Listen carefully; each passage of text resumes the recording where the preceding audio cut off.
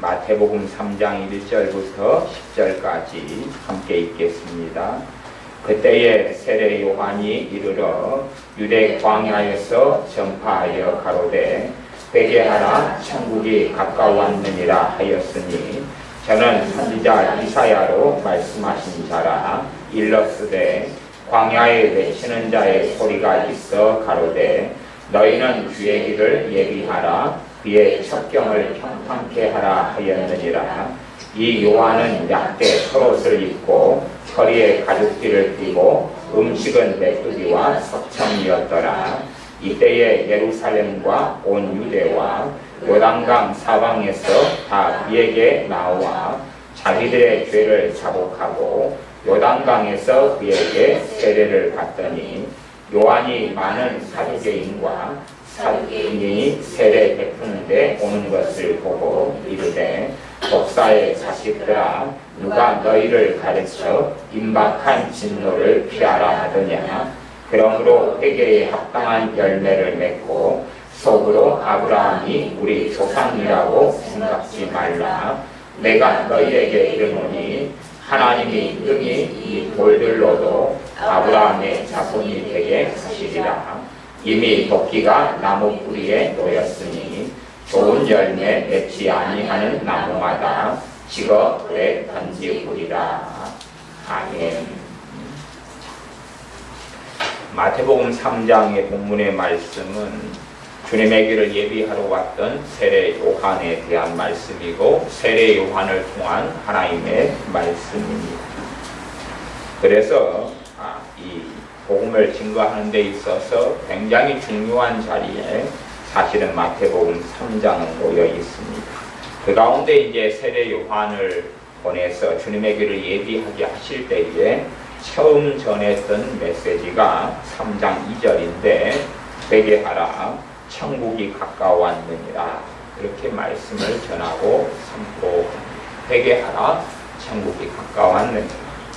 이건 세례 요한이 가진 말씀이 아니라 하나님께로부터 세례 요한에게 온 말씀입니다. 세례 요한이 스스로 만들어낸 것이 아니라 하나님께서 세례 요한에게 주셔서 회개하라 천국이 가까웠느니라 말씀하시는 겁니다. 우리 주님께서도 이 마태복음 4장에 보면 4장 17절에 이때부터 예수님께서 비로소 전파하여 가라사대 회개하라 천국이 가까웠느니라 하시더라. 주님께서도 똑같이 아버지 하나님께 같은 말씀을 받았고 같은 말씀으로 회개하라고 말씀을 전하셨습니다.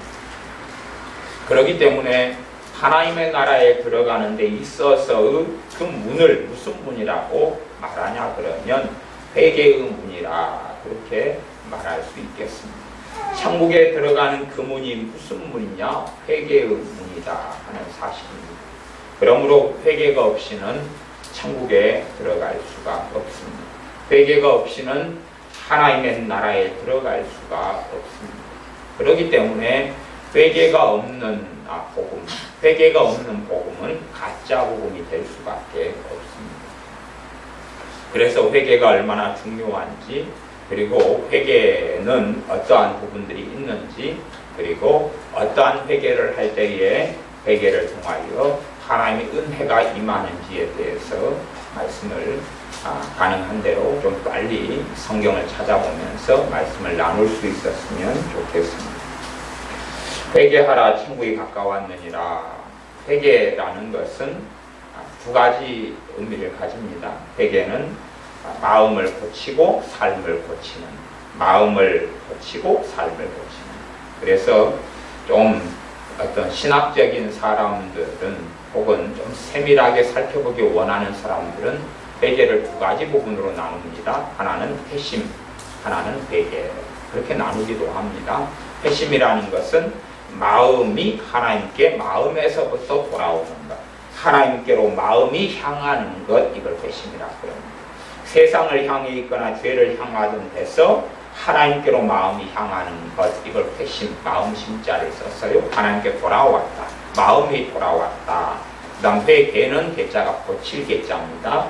행동을 고치고 하나님께 돌아오는 것. 그래서 마음을 고치는 것, 행동을 고치는 것, 이 두 가지가 회개 안에는 들어갑니다.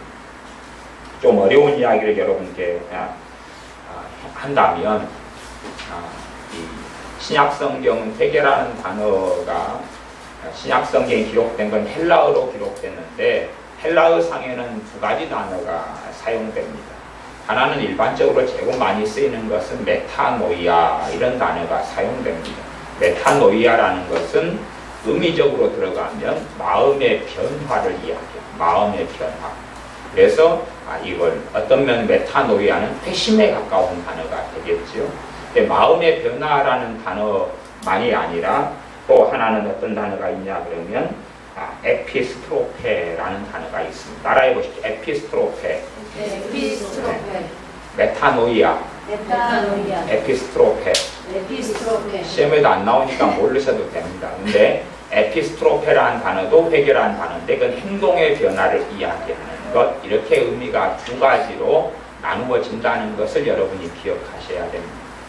구약 성경으로 가도 구약에도 회개라는 단어가 두 가지 단어를 사용합니다. 크게 두 가지 단어를 사용하는데 첫 번째는 낙함이라는 단어를 씁니다. 낙함 해보십시오. 낙함. 뜻이 뭐냐 그러면 뉘우치다 그 말입니다. 그러니까 뉘우치는 것, 참회한다, 뉘우친다. 세상적으로는 후회한다 하지만 후회하고는 다른 것이죠. 후회는 그냥 그 일을 자기가 아이고 안 했으면 좋겠는데 그러지만 회개라는 것에서 낙함, 뉘우친다는 건 하나님 제가 잘못했습니다. 그런 것이기 때문에 전혀 다른 말이 됩니다. 뉘우치는 것이 하나가 있고 또 하나는 슈브라는 게 있습니다. 따라해 보십시오. 슈브. 낙함. 슈브. 슈브라는 것은 돌아선다 그 말을 가집니다. 돌아선다. 그래서 회개라는 것이 뉘우치는 것, 마음의 변화. 그래서 메타노이아, 그것이 낙함이라는 단어. 신약하고 구약은 쓰여진 단어가 틀리기 때문에 쓰여진 성경의 언어가 틀리다 그 말입니다. 구약 성경은 히브리어로 적어졌기 때문에 히브리 단어로 낙함과 슈브가 쓰이는 것이고, 그다음 신약 성경은 헬라어로 기록됐기 때문에 메타노이아, 에피스트로페라는 단어가 쓰이는 겁니다. 그래서 회개라는 것은 이 두 가지를 당연히 내포하고 가지고 있다 하는 것을 기본 전제로 알고 계시면서 이 말씀을 여러분이 들으셨으면 합니다. 물론 히브리어나 헬라어도 시간 지나가면 그냥 잊어버리기 때문에 잊어지는 것은 특별한 게 아니고 우리가 사용하는 회개라는 것에는 두 가지가 있다. 마음의 변화가 있고 행동의 변화가 있다는 사실입니다. 그래서 선과 후를 따진다면 마음의 변화가 선이고 행동의 변화가 후입니다. 이제 이 마태복음 3장의 본문을 살펴보면서 이 두 가지를 살펴보고 그 다음에 본질적인 회개의 부분을 살펴보겠습니다. 회개하라 천국이 가까웠느니라. 그래서 그 메시지를 말씀을 전하니까 3장 5절부터 보면 이때 예루살렘과 온 유대와 요단강 사방에서 모여왔다. 사람들이 그 말씀을 회개하라는 말씀을 듣고 하나님 나라가 가까웠다. 하나님 나라가 가까웠다는 것은 주님께서 이제 곧 오신다 그 말입니다. 하나님 나라가 가까웠다는 건 주님이 곧 오신다 그 말입니다. 원래가 그 말입니다.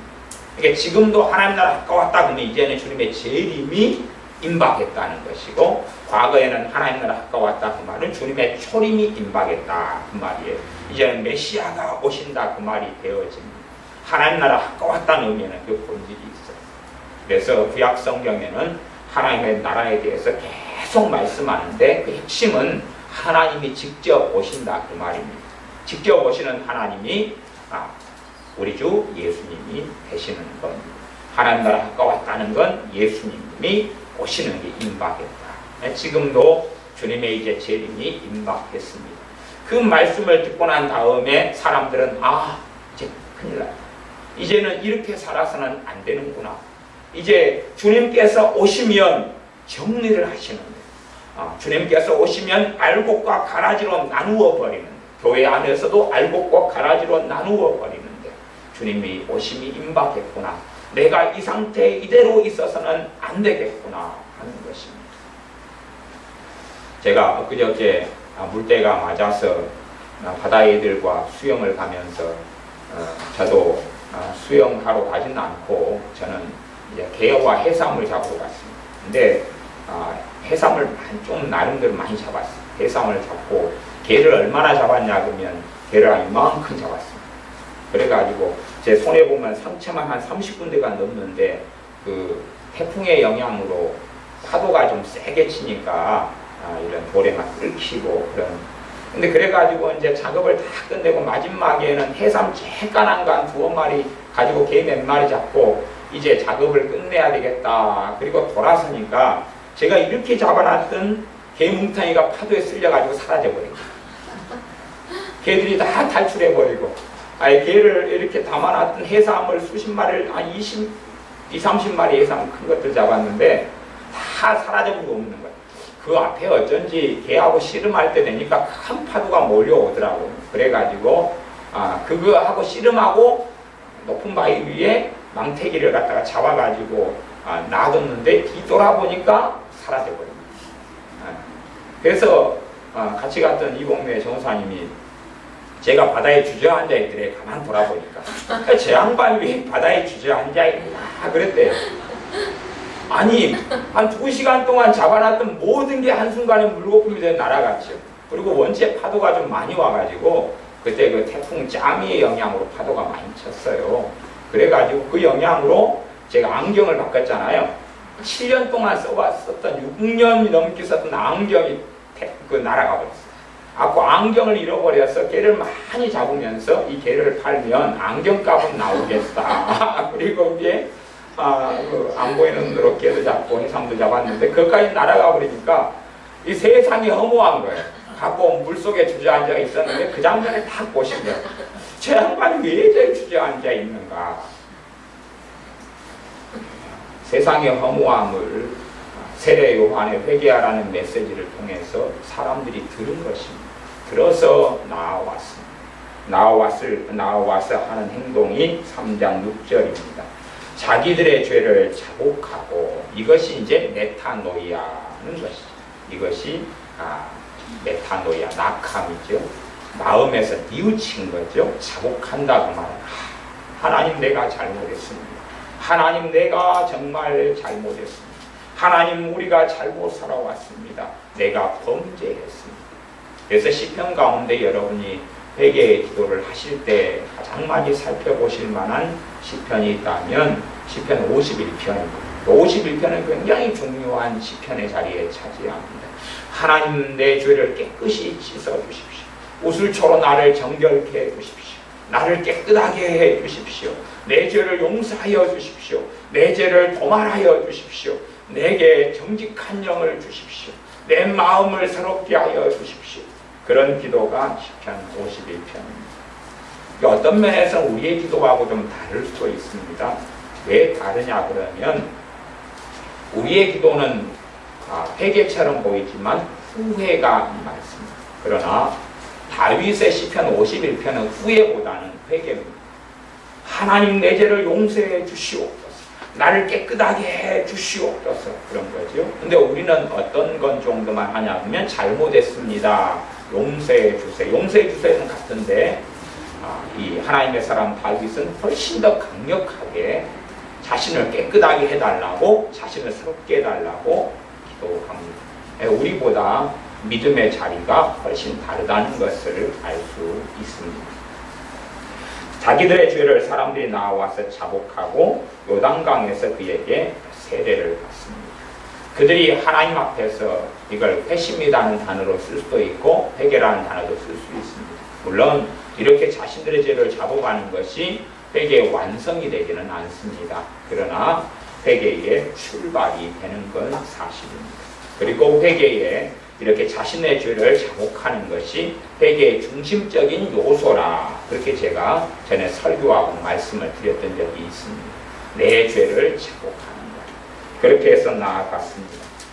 그때에 이제 다른 종류의 사람들도 함께 오는데 어떤 사람들이 왔냐 그러면 바리새인과 사두개인들이 왔다. 그러면 그 당시의 주의 종들입니다. 그 당시의 목회자들입니다. 그 당시에 하나님의 종들, 선지자의 자리에 있던 사람이 이들입니다. 그들이 와서 세례 베푸는데 왔다. 그러면 이 사람들은 죄를 자복하고 온 게 아니라 도대체 이 사람이 누구냐, 이 세례 요한이 이 사람이 누구냐? 누군데 이렇게 세례주는 특별한 행동을 하면서 사람들을 불러 모으고 사람들이 이 사람에게 나아가느냐? 한적한 곳 요단강에 있으니까 사람들이 여기저기에서 나아오느냐? 온 유대라 그 말, 유대 땅이 크잖아요. 근데 거기서부터 걸어서 왔다 그 말이에요. 세례 요한이 있는 데까지. 멀리서 걸어서 왔어요. 또 예루살렘에서부터 오고, 예루살렘의 요단강 거리가 좀 떨어져 있죠. 그 다음에 요단강 이제 이쪽 저쪽에 사는 사람들은 가까우니까 듣고 왔지만, 뭐 때문에 이 사람이 이러느냐? 이 사람을 왜 백성들이 이 사람 말을 받아들이느냐? 이 사람이 도대체 무슨 짓을 하고 있느냐? 그리고 들어보려고 왔다 그 말이에요. 그래서 이 바리새인과 사두개인들은 자신의 죄를 뉘우치고 회개하고 돌이키는 것하고는 상관이 없는 사람들이었습니다. 어떤 면에서는 예배당에 그냥 나오는 사람들일 수도 있죠. 무슨 설교를 하느냐, 하나님 말씀이 뭐가 있느냐, 그리고 나오는 거죠. 그때 이들에 대하여 3장 7절에 요한이 많은 바리새인과 사두개인들이 세례 베푸는 데 오는 것을 보고 이르되, 그러니까 그 앞에 자신들의 죄를 자복하는 사람들한테 말씀한 건 아닙니다. 이게 대상이 두 부류가 되죠.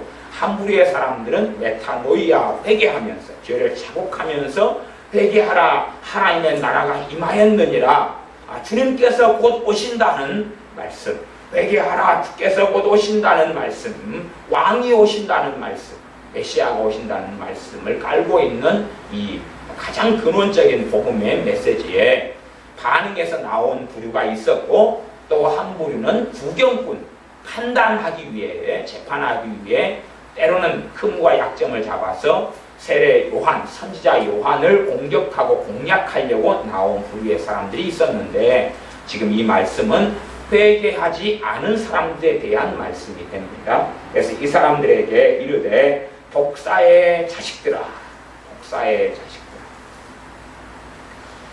자식들아.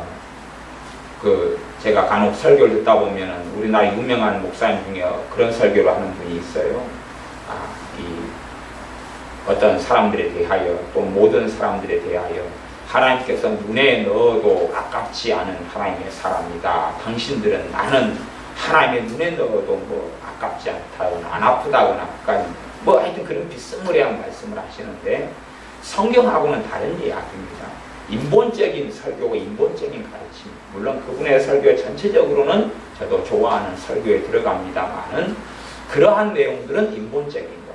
그러니까 세상 사람이 듣기에도 하나님이 나를 너무너무 눈에 넣어도 아끼지 않을 정도 사랑하신다 그러면 세상 사람도 좋아하지. 세상 사람도 좋아요. 믿는 사람은 다 좋아요. 그러나 하나님의 말씀 66번하고는 다른 이야기. 세상 사람들이 환영하고 좋아하는 건 진리가 아니에요. 진리가 아니고 이들에게 대해서 하나님께서 말씀을 주셔서 세례 요한에 대하여 선포하는 것은 독사의 자식들아 말입니다. 와, 너희는 하나님의 자식이다. 하나님이 너희를 불렀다. 그렇게 말씀하는 게 독사의 자식들아 그러는 것입니다. 한국식으로 하면 여기는 사막지역 광야니까 독사들이 많습니다. 한국에는 개가 많으니까 한국식으로 하면 이 개새끼들아 그 말이 됩니다. 네, 그런 게 됩니다. 이 독사의 자식들아, 우리는 독사가 별로 적으니까 고상하게 쓰이는 것이죠. 이 독사의 자식들아, 누가 너희를 가리켜 임박한 진노를 피하라 하더냐. 임박한 진노를 피한다. 기회를 가지는 것이죠. 어쨌든 자신들은 받아들이지 않지만은 예배당에 한번 나오는 것일 수 있고, 하나님의 말씀을 들으러 잠깐 나오고 구경꾼으로 나오는 것인데, 이 기회를 가지는 것인데, 3장 8절, 그러므로 회개에 합당한 열매를 맺고, 이것이 에피스트로페라는 것입니다. 열매를, 행동의 변화를 가져오는 것이죠. 회개에 합당한 열매를 맺어라. 그러니까 회개에는 마음의 변화가 있고 그 다음에 행동의 변화가 있다. 그 말이 행동의 변화가 있다. 물론 신자들이 회개에 있어서 행동의 변화에 초점을 맞추는 것은 너무나 중요하고 좋은 이야기지만, 그러나 또한 그것이 함정이 될 때도 많습니다. 이 사람들에게는 지금 행동의 변화를 요구합니다. 왜 그러냐 그러면 이 바리새인이나 이 사두개인들, 이 종교 지도자들은 그 당시에 유대교의 지도자들인데, 물론 하나님을 믿고 예수님께서 오시는 걸 기다린다고 주장하는 사람들이었지요. 근데 그 사람들은 자신들이 회개했다고 생각했던 사람들이거든요. 이 앞에 세례 요한에게 나왔던 사람들은 자신들은 회개하지 않았다라고 생각하고 죄를 자복하면서 나온 사람들이고, 뒤에 이 부류의 사람들은 우리는 회개했다. 우리는 회개했다. 우리는 깨끗하다. 우리는 하나님 앞에 의롭다. 우리는 정결하다. 그렇게 생각했다. 그 말이에요. 그러니까 세례 요한을 통해서 회개에 합당한 열매를 맺어라. 봐봐. 너희들이 정말 회개했으면 너희의 삶에 열매가 있을 것인데 열매 있어? 라고 묻는 것입니다. 너희들이 정직하게 자신과 직면해봐. 정직하게 스스로 속이지 말고 자기를 살펴봐. 회개에 합당한 열매를 맺고 있느냐? 그 말입니다. 돌아봐. 라고 말씀합니다. 그러면서 속으로 아브라함이 우리 조상이라고 생각지 말라. 아브라함이 우리 조상이다. 그 말은 어떤 것이냐 하면, 아브라함이 우리 조상이란 말은 과거 유대인들이 나는 구원받았다, 나는 천국에 간다, 그렇게 해서 가졌던 말이 나는 아브라함의 조상이다. 그 말. 아브라함이 내 조상이다. 그 말입니다. 아브라함이 내 조상이다. 그 말은 지금식으로 바꾸면 나는 구원받았다, 나는 천국 간다. 나는 어찌됐든 아브라함의 조상이니까 무조건 천국 가. 혹은 나는 예수를 믿는다 그랬으니까 무조건 천국 가. 나는 교회에 다니니까 무조건 천국 가. 뭐 이런 스토리하고 비슷한 이야기가 됩니다. 이게 이 당시에 이 사람들은 혈통적으로 자신이 아브라함의 후손이기 때문에 무조건 천국 가라고 생각했던 것이 이스라엘 사람들이지만 극소수만이 하나님의 나라에 들어갔습니다. 그래서 속으로 아브라함이 우리 조상이라 그렇게 생각하지 말아라. 내가 너희에게 이르노니 하나님이 능히 이 돌들로도 아브라함의 자손이 되게 하시리라. 10절.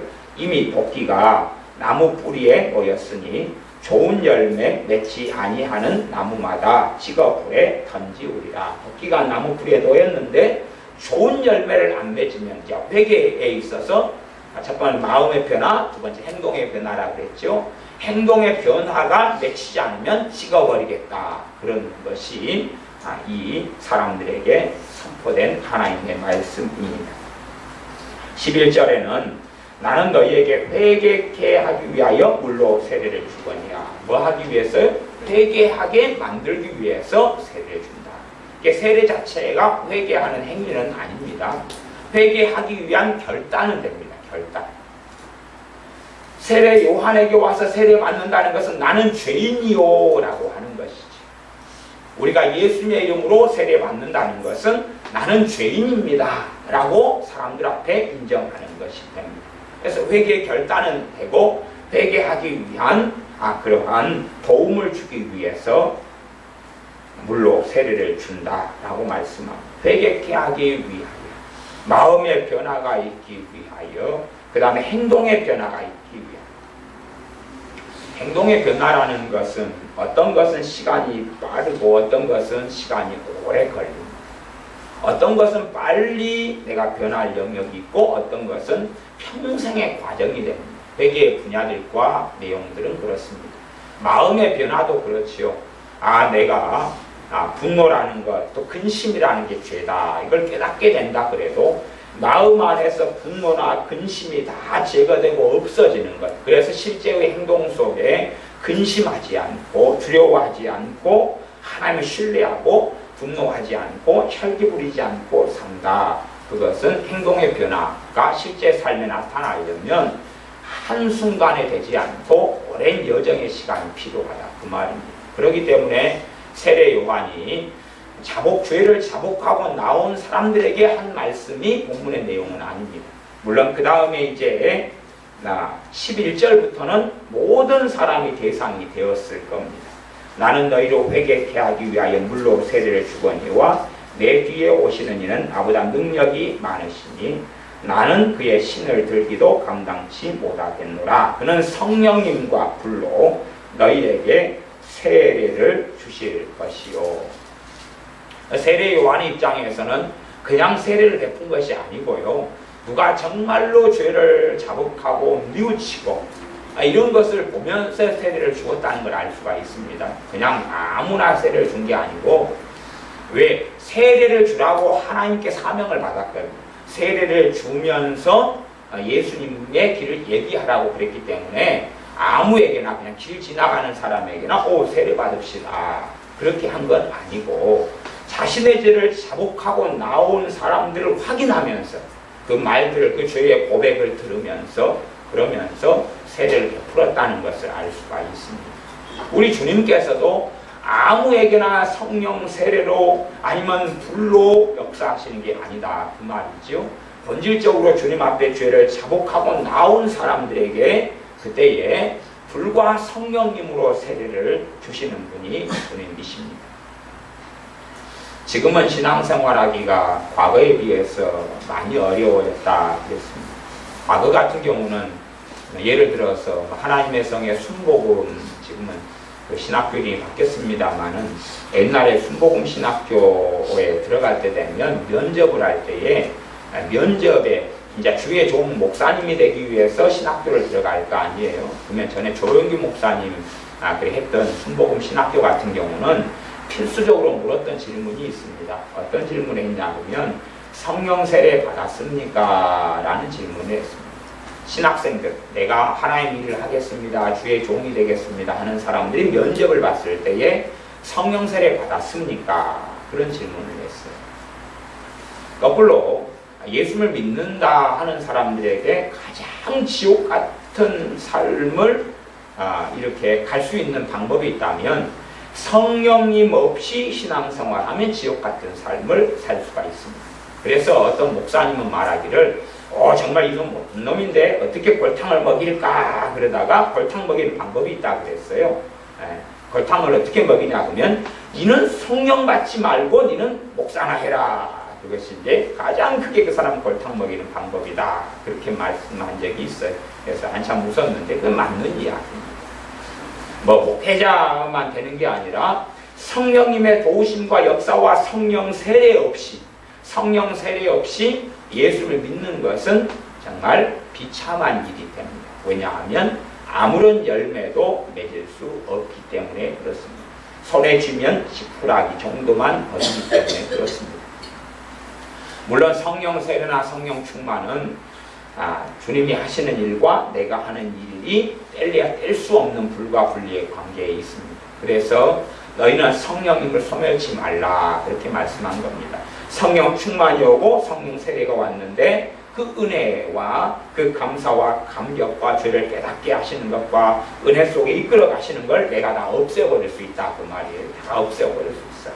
그냥 넉넉하게 주신 것을 다 없애버릴 수 있어요. 큰아들하고 둘째 아들에게 부모가 유산을 남겨주었는데 큰아들은 그 평생 살아도 쓸 수 없는 유산을 갖고 둘째 아들도 그랬는데 큰아들은 잘 관리해가지고 또 자신의 자녀들에게 평생 쓸 수 있는 유산을 넘겨주었고 둘째 자식은 3년 만에 다 그냥 말아먹어 버렸다 그 말이에요. 성령님의 역사하심과 충만한 그 은혜를 다 줘도 어떤 이들은 그렇게 다 금방 다 낭비하고 다 소비해버리고 다 없애버릴 수가 있고 누구는 잘 관리해가지고 10년, 20년 때로는 주님 오실 때까지 잘 관리하는 사람들도 있습니다. 그렇게 사람이 종류가 많기 때문에 그건 그 사람의 선택이고 그 사람이 삶을 살아나가는 자유의지의 영역이기 때문에 너희는 성령님을 소멸치 말라 그렇게 말씀하신 것입니다. 이제 성경 사도행전 11장을 제가 찾아서 읽어보겠습니다. 사도행전 11장 말씀입니다. 사도행전 11장 15절부터 18절까지 사도행전 11장 15절부터 18절까지 제가 읽어보겠습니다. 내가 말을 시작할 때에 성령님이 저희에게 임하시기를 처음 우리에게 하신 것과 같이 하는지라 내가 주의 말씀에 요한은 물로 세례 주었으나 너희는 성령님으로 세례 받으리라 하신 것이 생각났노라. 그런즉 하나님이 우리가 주 예수 그리스도를 믿을 때에 주신 것과 같은 선물을 저희에게도 주셨으니 내가 누구간데 하나님을 능히 맡겠느냐 하더라. 저희가 이 말을 듣고 잠잠하여 하나님께 영광을 돌려 가로되 그러면 하나님께서 이방인에게도 생명 얻는 회개를 주셨도다 하니라. 아멘. 그래서 전에 순복음 신학교에 입학할 때는 내가 성령 세례 받았느냐 질문하고 그 다음에 이제 받았습니다. 안 받았습니다. 안 받았으면 신학교에 입학할 수 없다. 그래서 받았습니다. 예, 받았습니다. 그러면 어떻게 받았느냐 혹은 받은 증거가 뭐냐 그렇게 물었다 그럽니다. 그때는 그렇게 말하면 그냥 통과했다 그래요. 저 지금 방언합니다. 그러면 성령세례 받은 증거로 여겼습니다. 그래서 그때는 방언을 하면 성령세례를 받았다 그리고 인정을 해주었어요. 그렇게 해서 이제 통과했습니다. 그때는 성령의 역사가 강했기 때문에 한국교회가 90년대, 90 몇 년도까지는 성령 역사가 강했기 때문에 방언 정도만 임하면 회개가 터져버려요. 방언 정도가 임하면 회개가 터져버리고 마음이 뒤집히고 가슴을 치고. 이게 저도 옛날에 막 은혜 속에 깊이 기도할 때는 막 가슴에도 멍도 들고 무릎에도 멍도 들고 그래요. 또 머리도 제가 이렇게 막 단단하지만은 막 회개 기도할 때는 이 머리 단단한 걸 하나님 아시는가 막 이 바닥에 머리를 쾅쾅쾅 박아요. 바닥에 막 박으면서 회개 기도해요. 그렇게 한참 몇 시간을 머리를 박아요. 그 머리가 빨갛게 막 부어올라요. 근데 막 그렇게 기도해요. 그다음 무릎으로 막 주먹으로 막 무릎을 쳐요. 무릎이 막 멍이 들어요. 근데 그렇게 해도 막 회개가 깊이 있게 임하고 기쁨이 임하고 그래요. 근데 지금은 이제 그 신용을 해가지고 머리를 막 받아도 머리만 아프지 그러지 막 바닥 콘크리트만 깨져나갈 수 있지 회개가 안 일어나. 옛날에는 막 손으로 가슴을 막 치면 막 회개가 일어나고 막 그랬는데 지금은 손으로 가슴을 쳐도 가슴만 아프지 회개는 안 되거든요. 그때하고는 성령 하나님의 임하심과 역사하심 현저하게 그냥 10분의 1, 5분의 1로 확 줄어버렸어요. 지금은 이제 누가 방언 받았다 그래도 방언 받은 걸로 성령세례 인정을 못합니다. 실제로 그래요. 방언 받아도 아무런 변화가 없어요. 근데 예전에는 방언 받았습니다 그러면 와, 이 사람은 회개 좀 맛보았구나. 이 사람은 마음의 기쁨을 체험했구나. 막 눈물을 겪었구나 하는 걸 알 수가 있어요.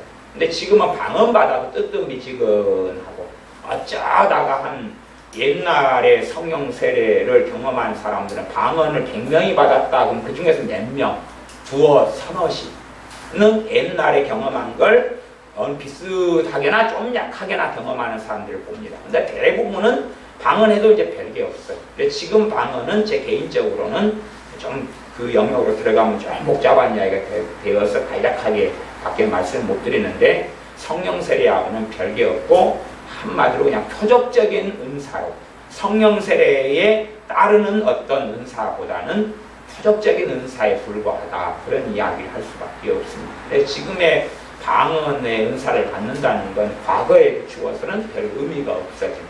은사적인 의미 정도 말고는 성령 세례하고는 별 상관이 없는 그런 것을 많이 확인하고 봅니다. 그래서 그때는 성령 세례가 아주 쉽게 받았고 성령 충만도 쉽게 받았고 빈번했기 때문에 신자들의 삶의 변화, 마음의 변화는 많이 일어났어요. 마음의 변화, 삶의 변화 나름대로 좀 있어 왔어. 그러다가 이제 1990년 들어오고 90년 중반, 후반 그래서 은혜의 떨을 놓쳐버린 사람들은 그때도 은혜 못 받은 사람은 한국교회에 많이 있었어요. 주의 종들 같은 건 뜨뜻미지근하고 오래 살아왔어요. 물론 근데 그때 은혜의 때를 안 놓친 사람들은 그때 은혜를 많이 체험하고 살았죠. 지금은 그때는 10명이 받는다 성령 충만과 은혜를 10명이 받는다 그러면 똑같이 예배당에 나와서 기도하는 사람 가운데 지금은 하나가 받고 그러는 거예요. 그러니까 이제 10명 가운데 1등에 든다는 것이 이제 쉬운 게 아니게 되었습니다. 그래서 은혜 받으려면 그냥 성령 역사 충만한 제3세계 국가로 가가지고 은혜 받고 오는 것이 더 나을 정도로 그렇게 이 한국 땅 전체적인 어떤 배교가 주님께로부터 돌아섬이 일어난 것이 한국 땅이다. 그렇게 평가할 수밖에 없겠습니다. 이 지금 사도행전 11장에는 어떤 사건이 나오냐 그러면 고넬료라는 사람의 가정 이야기가 나오는데 고넬료라는 사람이 하나님을 경외했고 기도 생활을 하다가 천사가 너가 복음을 들어라. 너희가 구원을 받아야 되겠다. 그래서 시몬 베드로라는 사람이 어느 집에 머물고 있는데 그 사람을 불러다가 정말 하나님의 말씀을 들어라. 그 이야기를 천사로부터 듣고 이 베드로를 청해가지고 옵니다. 근데 베드로 사도는 그때 당시에는 이방인들, 유대인들 말고는 히브리 유대인들 말고는 예수님의 복음을 전하지 않았던 때고 교회도 그걸 반대했던 때입니다. 어떤 생각을 교회가 가졌냐 하면 구원은 유대인의 것이다. 구원 천국에 가는 것은 유대인만 간다. 그렇게 생각했다. 그 말이에요. 그래서 이방인들, 유대인이 아닌 다른 나라 사람들에게는 예수님의 복음을 안 전했습니다. 그리고 이 베드로 사도도 그걸 원치 않았어요. 근데 하나님이 시키시니까 어쩔 수 없이 순종을 했습니다. 그래서 이제 자신 혼자 가면 문제가 커질까봐 증인들을 대동하고 갔어요. 혼자가 아니라 여러 명을 데리고 갔습니다. 그리고 예수님의 복음을 좀 전하고 말씀을 전하니까 갑자기 성령 세례가 임해버렸어요. 그 고넬료가 그 가정 사람들과 아는 사람들을 많이 불렀어요. 그래가지고 예수님의 복음을 듣는데 좀 듣다가 성령 세례가 임해버렸어요. 임해버리니까 그들이 방언도 하고 막 놀랍게 돼버린 거예요. 그런 일이 벌어졌어요. 그런 이야기를 이제 예루살렘 교회가 베드로 사도를 불러놓고 신문을 합니다. 신문이라는 건 재판 비슷한 걸 했다 그 말이에요. 너가 왜 유대인이면서 이방인 집에 들어갔냐. 그리고 야단을 쳤다 그 말이에요. 네 잘못된 행동을 했다. 그리고 야단을 치는 과정에서 나오는 이야기가 사도행전 11장의 이야기가 됩니다. 그리고 야단을 칠 때에 이 사도 베드로가 16절에 주님의 말씀에 요한은 물로 세례 주었으나 너희는 성령님으로 세례 받으리라 하신 게 생각나노라. 그래서 하나님은 우리가 주 예수님을 믿을 때에 주신 것과 같은 선물, 누구죠? 성령 하나님이 임하시는 것. 예수님을 믿을 때에 누가 임해요? 성령 하나님이 임해요. 믿을 때에 성령 하나님이 임해요. 그런데 그 신학적으로 극단적 칼빈주의나 이런, 저도 칼빈주의입니다만은 칼빈주의에도 분파나 내용은 굉장히 많습니다. 그 가운데 어떻게 어리석게 생각하는 부류가 있냐면 예수님을 믿을 때에 성령 세례를 자동으로 받아버렸다 이렇게 생각하는 신학이 있어요. 그게 한국 교회를 오랫동안 지배해왔고 지금도 많은 교회를 지배합니다. 믿을 때에 성령이 임하는 건 사실이에요. 근데 예수 믿을 때 임하시는 성령님은 성령 세례로 임하시는 성령님이 아닙니다. 성령 세례하고는 다른 것이에요. 성령 세례는 다른 실제로는 외향적인 외면적인 어떤 결과까지도 보여요. 현저한 뭔가가 나타납니다. 성령 세례는. 성령 세례를 신자들이 받을 때 되면 물론 예외는 있습니다만은 일반적으로는 자신이 성령 세례 받은 걸 알아버립니다. 자신이 성령 세례 받았다 받지 않았다를 뚜렷하게 알아버려요. 왜 그러냐 하면 삶의 현저한 변화를 경험하기 때문에 그렇습니다. 마음의 현저한 변화를 경험합니다. 이 성령 세례가 임할 때에 마음이나 행동이나 삶의 현저한 변화를 경험합니다. 물론 그 변화가 깊이 있게 갈 수도 있고 수박 그달기로 갔다가 사라져버릴 수도 있고 그래서 그 은혜를 쉽게 다 까먹어버릴 수도 있고 등등의 많은 부분이 있지만 그래도 나름대로 말하자면 어떤 쇼킹한 체험을 한다 그 말이에요. 그냥 외면적으로든 내면적으로든 아주 특별한 인생의 놀랍고 특별한 경험을 하게 됩니다. 그래서 그러한 일이 벌어져서 내가 누구 반대 17절 하반절에 하나님을 능히 맡겠느냐 그렇게 변론을 했습니다. 그래서 저희가 이 말을 듣고 잠잠하여 하나님께 영광을 돌려 가로되 그러면 하나님께서 이방인에게도 생명 얻는 회개를 주셨도다. 그렇게 이제 말하고 끝냅니다. 이방인들에게도 생명 얻는 회개를 주시는구나. 그래서 우리가 알 수가 있어. 회개라는 것에는 종류가 꽤 많구나. 그 중에서 가장 중요한 회개는 무슨 회개냐 하면 생명 얻는 회개구나. 그리고 알 수 있어요. 제가 회개라는 주제를 가지고 설교를 한 예를 들어 50시간 한데 다 다루지를 못합니다. 이게 믿음이 성장함에 따라서 회개의 다양한 부분을 겪고 알고 깨달아가는 부분이 존재할 수밖에 없는 영역이 회개라는 방대한 영역인데 제가 기초적인 부분하고 그중에 핵심되는 부분하고 이 두 가지 부분하고 개념적인 부분에 약간만 말씀을 드리려는 것입니다. 회개도 가장 중심되는 회개는 무슨 회개예요? 생명 얻는 회개. 따라해 보십시오. 생명 얻는 회개. 생명 얻는 회개. 생명 얻는 회개라는 것은 그 회개를 통하여 구원을 받는다 그 말이에요. 그 회개를 통하여 구원을 받는 것을 생명 얻는 회개라고 하는 것이죠. 회개를 통하여 구원을 받는 것. 그러면 이 고넬료 가정의 사람들을 가만히 살펴보면 눈물을 흘리지를 않았어요. 눈물의 이야기, 막 통곡하고 가슴을 치고 이런 이야기가 없습니다. 그냥 설교를 듣다가 그리 됐어요. 베드로 사도의 설교를 듣다가 갑자기 성령이 임하셨어요. 그러니까 울고 회개하고 통고가 그런 게 없어요. 갑자기 그래가지고 애언이 임하고 방언이 임하고 막 그렇게 돼버린 거예요. 기쁨이 임해버리고 그런 거예요. 그런데 그것을 뭐라고 이야기합니까? 회개라고 이야기해요. 그러니까 회개가 눈물만 또 막 통곡하고 마음이 찢어지게 아프고 그렇게만 회개의 어떤 과정을 회개의 또 시작이나 과정을 결과를 그렇게만 볼 수 없다 그 말이에요. 실제로 깊이 있게 눈물을 흘리든지 흘리지 않든지 간에 어떤 사람은 울면서 회개하고 어떤 사람은 웃으면서 하고 평안 가운데 하든지 간에 사실은 그 사람의 마음 중심으로 가면 똑같은 열매를 확인할 수가 있어요. 막 눈물을 펑펑 흘리면서 아이고 아이고 주님 그러는데도 성령님께서 역사하시고 도우시는 회개는 마음 안에 후련함이 있고 가뿐함이 있고 시원함이 있고 마귀 역사가 떠나가고 흉함의 결박이 풀어져요. 근데 잘못된 회개는 아이고 아이고 아이고 그리고 하면서 속에도 아이고 아이고 아이고예요. 그러면 잘못된 회개라는 걸 알 수 있어요.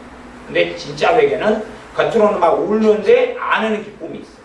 겉에는 눈물이 있고 막 그냥 서러움이 있는 것 같은데 안에는 기쁨이 있어요. 그런 걸 가리켜서 옛날 사람들은 말로 뭐 호랑이 장가간다 그러거나 웃다가 웃으면 뭐 찌른다. 그런데 사실은 그런 희한한 현상이 있어요. 겉으로는 막 울고 막 그런데 안에는 기쁨이 있어가지고 갑자기 울다가 울다가도 많이 벌어지는 일입니다. 근데 이 고넬료 가정의 사람들은 막 울고 통곡하고 또 에스라 선지자처럼 옷을 찢고 이런 거하고는 상관이 없었어요. 그런데 그렇게 말씀을 듣는 중에 예수를 믿게 되고 성령님께서 충만으로 세례로 임하셨는데 그것을 가리켜서 전반적으로 생명 얻는 회개를 주셨다 그렇게 말씀합니다. 그래서 이제 이 회개가 굉장히 복잡한 영역인데 그 영역 가운데 이 사도행전 11장에서 말씀하는 것은 회개는 하나님이 주셔야 되구나 이런 요소가 있다는 걸 알 수 있어요. 회개는 누가 주셔야 되는 거예요? 하나님이 주셔야 된다. 물론 내가 해야 되는 것이 앞에 지금 회개하라 그거 아니에요? 그렇죠? 세례요한이 회개하라 그랬죠? 우리 주님께서 또 마태복음 4장에 회개하라 천국이 가까웠다 그러고 시작했잖아요. 그러니까 회개는 본질적으로 누가 해야 돼요? 내가 해야 되지요. 그런데 이제 사도행전 11장이나 또 디모데후서 2장 같은 경우도 저들에게 복음을 전하고 말씀을 바르게 가르쳐라. 하나님께서 저들에게 회개할 마음을 주시는지 어찌 알겠느냐. 그게 디모데후서의 이야기입니다. 제가 디모데후서 2장 25절을 읽어보겠습니다. 거역하는 자를 온유함으로 징계할지니 혹 하나님이 저희에게 회개함을 주사 진리를 알게 하실까 하며 그럴지도 모르지 않느냐. 거역하는 자, 하나님과 등 돌려가는 자를 징계를 해라. 어떻게 징계해라? 온유함으로 징계해라. 온유함으로 징계해라. 그래서 제가 이 끝까지는 다 설명하는 게 이제 시간이 걸리니까 안 하겠습니다만은 징계라는 건 좋은 건 아니죠. 그죠? 징계라는 거 좋은 게 아니에요. 그러니까 온유함으로 징계한다는 것이 좀 딜레마 같은 말이에요. 온유함으로 징계하라. 징계라는 게 뭐냐 그러면 과거의 교회에서 징계는 예배드리러 못 옵니다 그렇게 해서 출교 나가십시오 쫓아내고 성찬식 못 참여하지 못합니다 정지시키고 막 그런 것들이 징계였거든요. 기껏해야 징계가 그런 거지 사회처럼 감옥에 집어넣고 이런 거 교회 안에 살 수가 없는 거잖아요. 기껏해야 교적부에서 이름을 빼버리거나 쫓아내버리거나 예배에 참여 금지를 시키거나 아니면 성도의 교제를 못하게 한다거나 수찬 금지, 성찬식에 참여하지 못하게 한다거나 이런 것이 이제 징계입니다. 이런 징계 말고는 별게 없어요. 이런 건 이제 그런 징계인데 온유함으로 하라. 그래서 혹시 그렇게 되면 하나님이 저희에게 회개함을 주실지 모르겠다. 그래서 회개를 하나님이 주신다는 말씀이 나오네. 그래서 회개에는 두 가지 영역, 두 가지 주체가 있다는 걸 알 수가 있지요.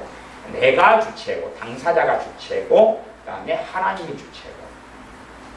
그래서 근원적으로 가면은 마음이 열려있는 사람들에게는 하나님께서 역사를 하셔요. 이게 세대 요한이 와서 회개하라라고 외칠 때에 모든 사람이 온 건 아니고 마음이 열려있는 사람들이 예루살렘에서 유대에서 요단강 강변에서 막 왔어요. 그냥 마음이 열려있는 사람이 누가 역사해요? 그 말씀이 마음속에 울리게, 마음속에 다가오게 하나님 역사하시는 거예요.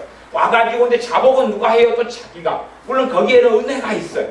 그래가지고 자복하고 그렇게 하니까 이제 생명 얻는 회개를 주시는 경우도 있고, 주님을 그냥 좀 예비했다가 배웠고 만나고 주님을 주시는 구원을 얻게 되는 그런 과정으로 흘러가는 겁니다. 자, 그러면 이제 회개의 중심에 대해서 말씀을 드립니다. 회개의 중심은 예수님의 십자가. 회개의 중심은 예수님의 십자가. 그걸 빼놓고는 회개라는 게 있을 수가 없어요. 그래서 회개에는 반드시 두 가지 요소가 있어요. 회개의 여러 다양한 각도에서 제가 요소들을 다룰 수가 있는데, 지금 신자들에게 필요한 회개의 중심에는 예수님의 십자가가 있어요. 자, 이제 여러분 안에가 두려움이 있어요. 두려움이 있어요. 하나님, 제가 두려움 가운데 살아왔습니다. 저를 용서해 주십시오. 저를 두려움의 죄를 용서해 주시고 두려움에서 나를 자유케 해 주시옵소서. 두려움을 내게서 거만하시고 없애 주시옵소서. 그리고 회개를 할 수 있다 그 말이에요. 그렇게 해요. 그렇게 하는데 요것이 이제 십자가라고 해요. 그러면 똑같이 회개하는데 이 십자가를 믿음으로 잡아요. 내가 십자가 이렇게 있으면 요걸 아래 나무 아래 기둥이라고 가정합니다. 그래서 믿음으로 십자가를 잡아요. 주님 두려움을 회개합니다. 내게서 두려움에서 자유케 주시옵소서. 기도하면 자유함이 임하기 시작해요. 점점 왜 두려움이 사그러지고, 그때는 성령 임재가 나타나고, 마귀는 발작도 하지만 마귀 없어 약해져요.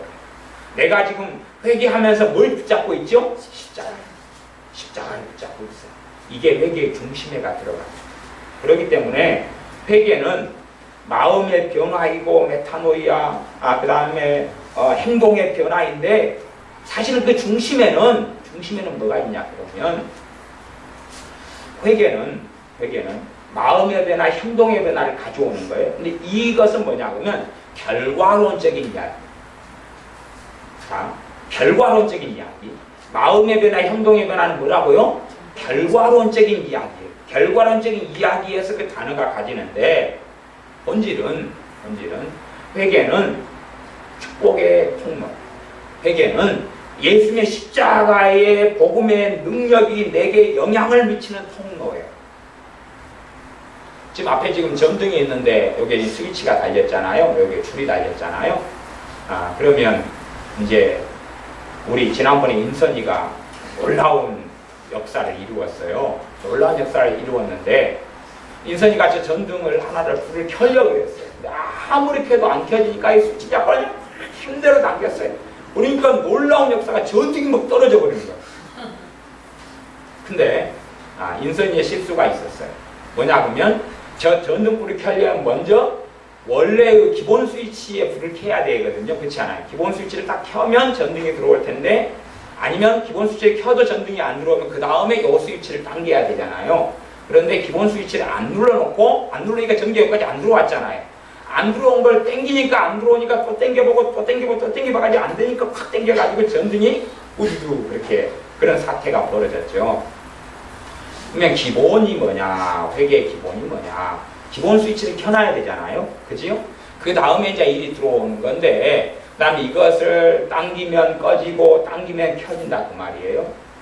회개의 기본은 뭐냐, 예수님 십자가. 회개는 통로예요. 통로. 이게 스위치를 껐다 켰다는 게 통로지요. 통로. 그래서 이걸 켜면 불이 들어오고, 당기면 불이 들어오고, 당기면 꺼지고 그래요. 회개라는 것은 내 자신을 괴롭히는 것도 아니고, 사실은 내 자신을 뜯어 고쳐보려고 망치를 갖다가 이리 뚝딱뚝딱 하는 것도 아니고, 회개라는 것은 예수님의 십자가에 나를 접속시키는 거예요. 옛날에 뭐 영화가 90년대 뭐 접속인가 무슨 영화가 있었잖아요. 컴퓨터 그런 영화였던가요? 제가 안 봐가지고 모르겠어요. 어쨌든 간에 나를 예수님의 십자가에 나를 딱 닿게 하는 거예요. 이게 요거 스위치를 켜니까 전기불이 확 들어와서 화나게 되잖아. 그것처럼 회개라는 것이 나를 막 괴롭히는 것도 아니고 마음의 변화를 일으키려고 내가 발부둥을 치는 것도 아니고 회개의 중심에가 예수 십자가를 내가 딱 붙잡는 회개가 있어. 그래서 회개는 믿음 없이는 가능하지가 않아. 회개는 내가 스스로 내 행동을 고쳐보려는 건 결과론적인 이야기인데 사실은 십자가의 복음의 능력이 내게 나타나지 않으면 내 행동을 내가 스스로 고치는 것은 위선적인 게 될 수도 있고 아무리 노력해도 열매를 거두지를 못합니다. 그래서 회개의 중심, 회개는 통로예요. 통로. 하나님께서 베풀어진 가장 큰 은혜, 우리 주 예수 십자가. 가장 큰 은혜에 접속하는 거예요. 회개가. 그래서 회개를 여러분이 회개의 개념을 지금 정돈을 하셔야 되기 때문에 제가 회개를 설명해 드리는 거예요. 회개의 헬라어 히브리상의 개념은 마음의 변화, 행동의 변화가 있다고 했어요.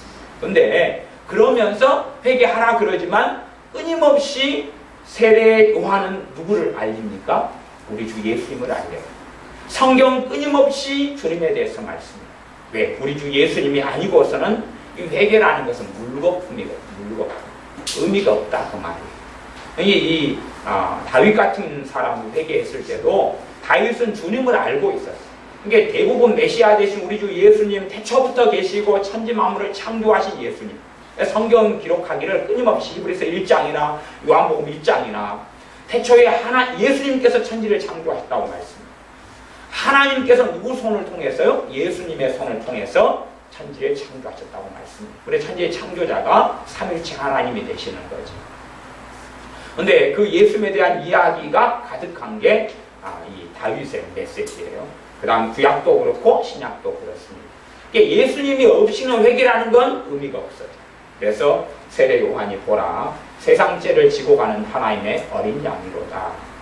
우리가 과거의 제사제도를 통해서 이 번제물에 머리에 손을 얹고 안수하면서 내 죄가 넘어가지요. 이게 회개의 중심이라고 지난번 시간에 말씀을 드렸어요. 그걸 다시금 다른 각도에서 지금 또 말씀해 드리는 것입니다. 회개라는 건 믿음으로 하는 건데 우리 주 예수님의 십자가를 붙잡는 것이 이게 없이는 회개가 아닙니다. 이걸 붙잡을 때 이제 이 십자가를 통하여 복음의 능력이 타고 들어오거든요. 타고 들어오거든요. 그래서 회개라는 건 우리가 가진 가장 놀라운 카드에 속합니다. 조카예요, 조카. 네, 트럼프 할 때 조카는 몇 장밖에 없어요? 2장밖에 없죠. 하지만 우리가 쓸 수 있는 조카는 무한정하다는 것이 회개라는 조카는 무한정해요. 예수님의 십자가를 붙잡는 것이. 그리고 이제 스스로 마음을 변화시키려고 행동을 변화시키려 해봐야 그건 예수님의 십자가하고는 별로 상관이 없어요. 그래서 열매를 못 맺습니다. 열매를 맺는 게 단지 모조품 정도에 불과해요. 열심히 다이아몬드를 만들었는데 모조예요. 진짜라고 판명 안 되는 것입니다. 다이아몬드 원석을 가지고 만들어야 되는데 가짜를 가지고 만들고 플라스틱 가지고 만들어봐야 모양은 그럴싸하지만 가짜라고 말이에요. 그래서 회개의 중심, 회개는 예수님의 은혜를 하나님의 사랑을 누릴 수 있는 최고의 통로가 됩니다. 최고의 통로, 최상의 통로, 최고와 최상의 통로. 회개 자체가 사실은 축복에 속하는 부분이에요. 회개 자체가 회개하라 그러니까 뇌를 뜯어고치라 그런 이제 이 세례 요한이 회개하라는 부분하고 주님께서 회개하라는 부분이 거의 동일할 것 같지만 많이 다릅니다. 좀 다른 부분이 있어요. 그러나 본질적으로는 회개하라, 주님께서 회개하라 그럴 때 주님께서 누구를 걸고 하시는 겁니까? 자신을 걸고 하시는 거예요. 자신을. 회개하라 그럴 때에 나 빼고 너희가 알아서 그러니까 너희가 다 깨끗하게 되면 내가 곤란해가지고 구원해 줄게 그런 게 아니다 그 말이죠. 죄인을 구원하러 오셨다라고 말씀하시는 것입니다. 회개라는 것 자체가 주님께 내가 접속하는 것, 주님께 내가 연결되는 것이, 주님께 연결되면 스위치를 통해 연결되면 전기가 들어와서 불이 환해지는 것처럼 회개라는 게 주님께 연결되는 거예요.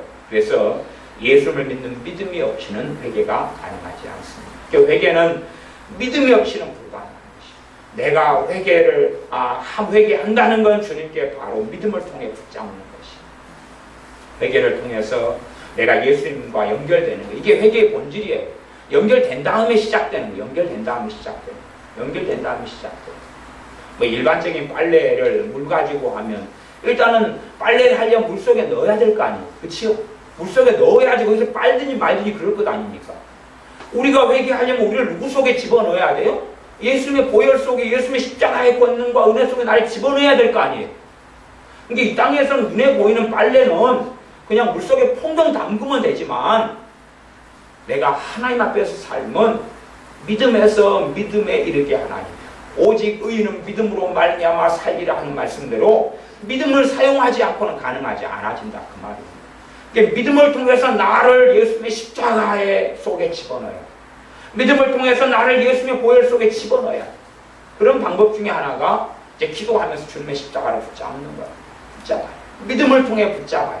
믿음이 계속 역사할 때 되면 그 십자가의 권능이 마음과 내 행동과 삶에 흘러들어온다, 그 말이에요.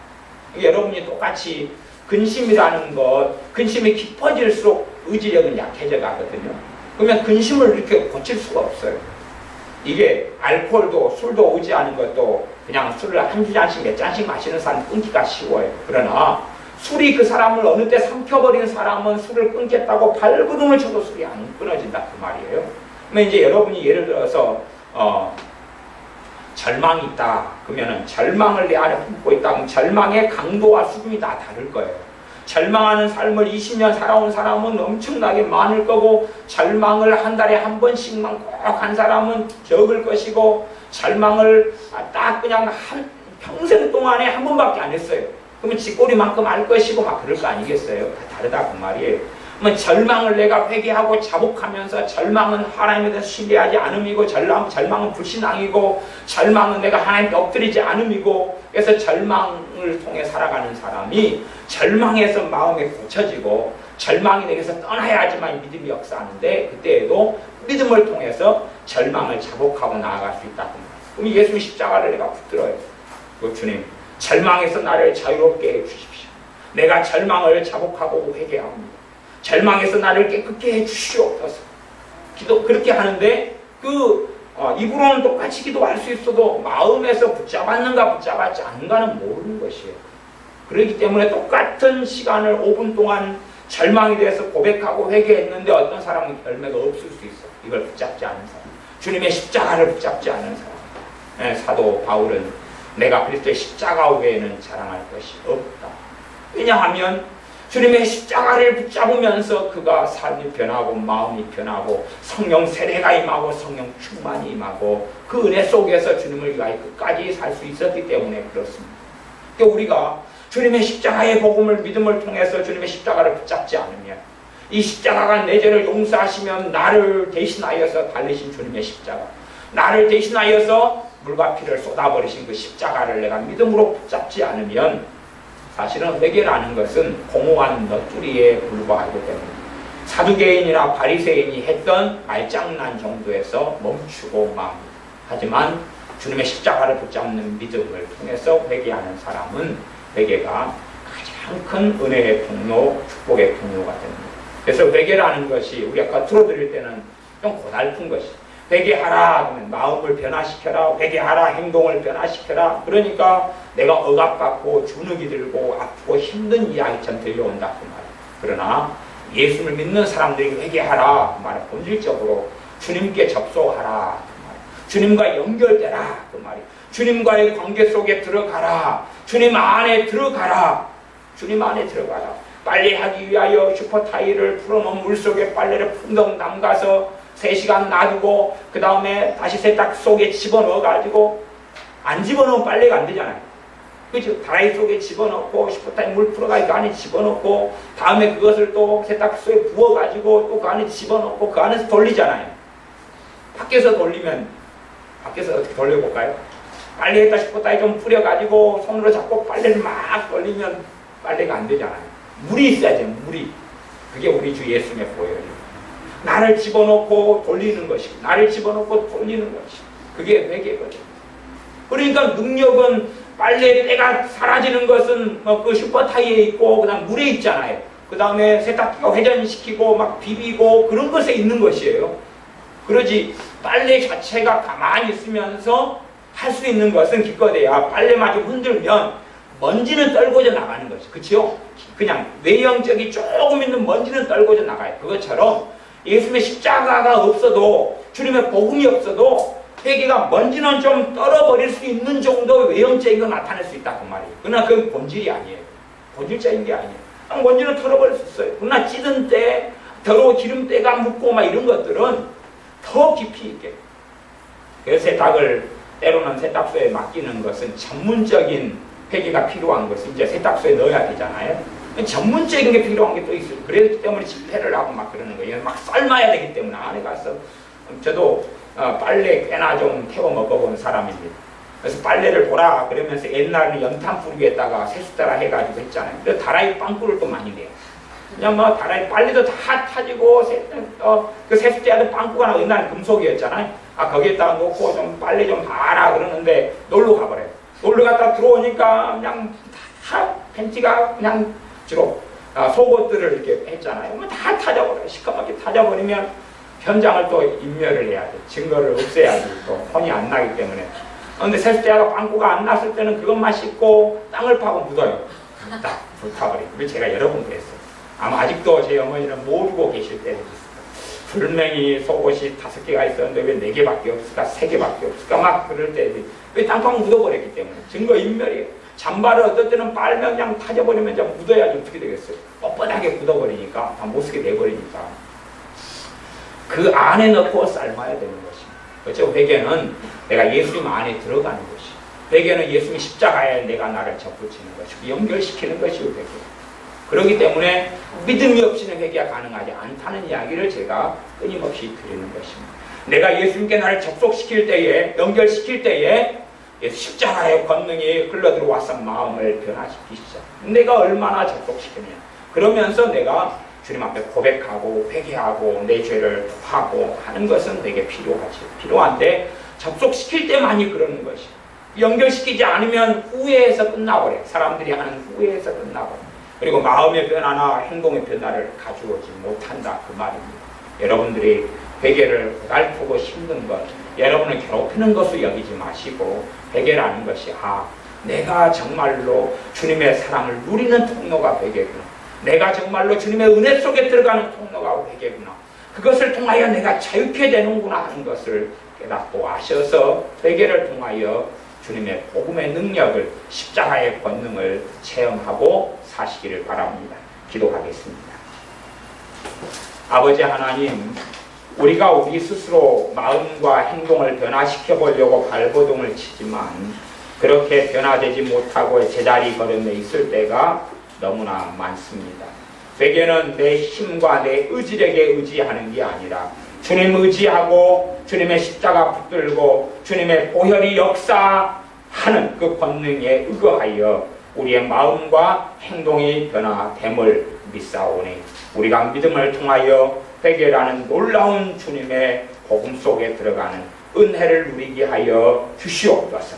믿음을 통하여 예수님의 십자가 복음 속에 들어가게 하여 주시옵소서. 믿음을 통하여 주님과 연결되어져서 주님의 권능이 우리의 마음을 변화시키고 삶을 변화시키는 그 은혜를 누리게 하옵소서. 회개를 통하여 주님의 십자가 연결될 때에 고넬료와 고넬료 가정이 임하였던 성령 세례와 성령 충만이 우리들에게도 임하게 하옵소서.